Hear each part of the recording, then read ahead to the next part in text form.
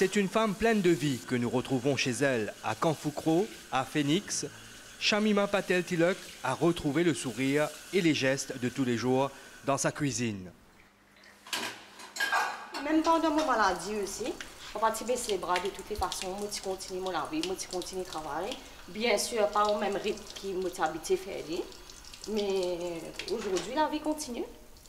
Et moi je retrouve en parfaite santé, donc la vie continue comme avant. Cette vie normale, elle a failli ne pas la retrouver. N'était-ce cette décision de participer à une opération de dépistage du cancer du sein? C'était en 2010, le couperet tombe. Au fait, c'était en 2010. Donc, moi, j'ai un petit grossesse au niveau de mon sein gauche, qui est assez apparent, en fait, et qui peut grossir de jour en jour.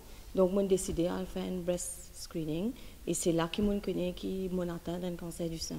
Et c'était pas évident, déjà, le mot cancer, même, il y a un mot qui est effrayant.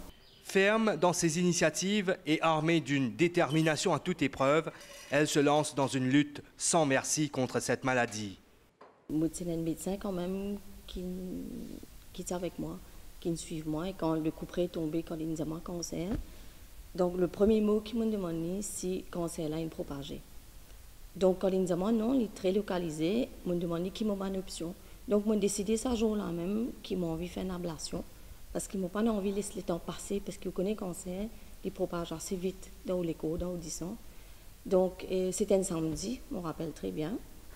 Et moi, j'allais m'opérer en clinique lundi, je voulais faire mon ablation. Mais à ce moment précis, en fait, moi, j'ai une cause contre le temps dans ma tête. Moi, j'ai une cause contre le temps, moi, j'ai bien guéri. Et moi, pas pense le côté esthétique.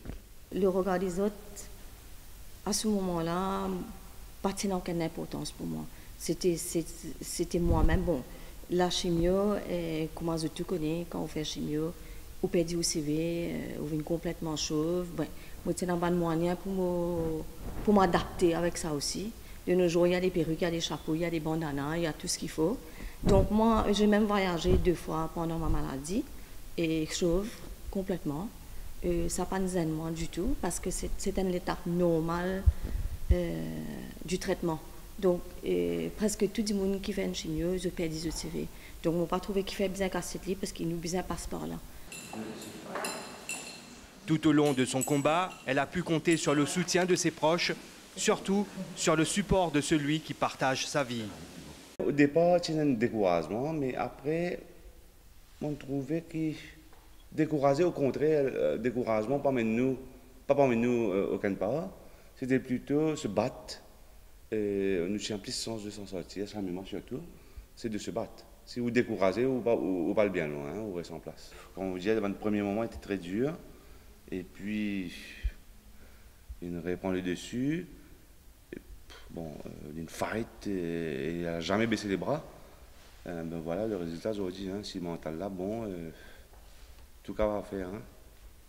Shamima Patel Tilak se sent investie d'une mission désormais, se servir de sa propre expérience pour sensibiliser ses concitoyennes.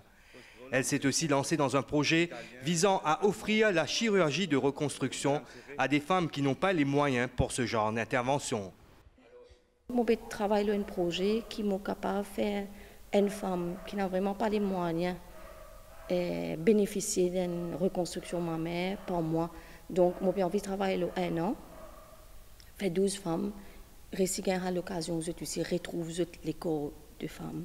Donc, j'ai presque pu boucler ce projet-là, avec l'aide de beaucoup d'autres personnes, et surtout le centre esthétique de l'océan Indien qui m'a mis une partenaire, et qui va offrir le médecin, la clinique, etc.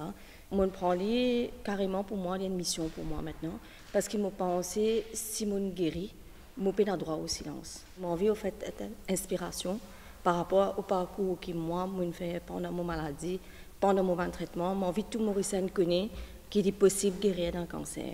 Et seulement, le plus important, bien sûr, c'est le dépistage. Moi, et mourir un cancer du sein, c'est le cancer qui est le plus facile à soigner si on sait qu'on a la maladie au début.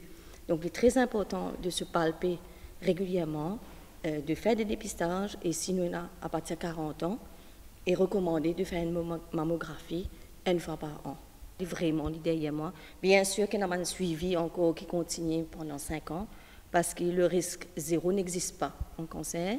Mais si vous bien suivi, vous va suivi régulièrement, au médecin suit vous, donc il n'y a aucun souci, vous prenez un médicament, ou la vie normale, ne pas aujourd'hui, et ça l'étape douloureuse là, derrière moi. Et mais voilà, moi, ça content beaucoup de femmes aussi gagnent l'espoir là. Et je connais qu'il y a une guérison après un cancer du sein.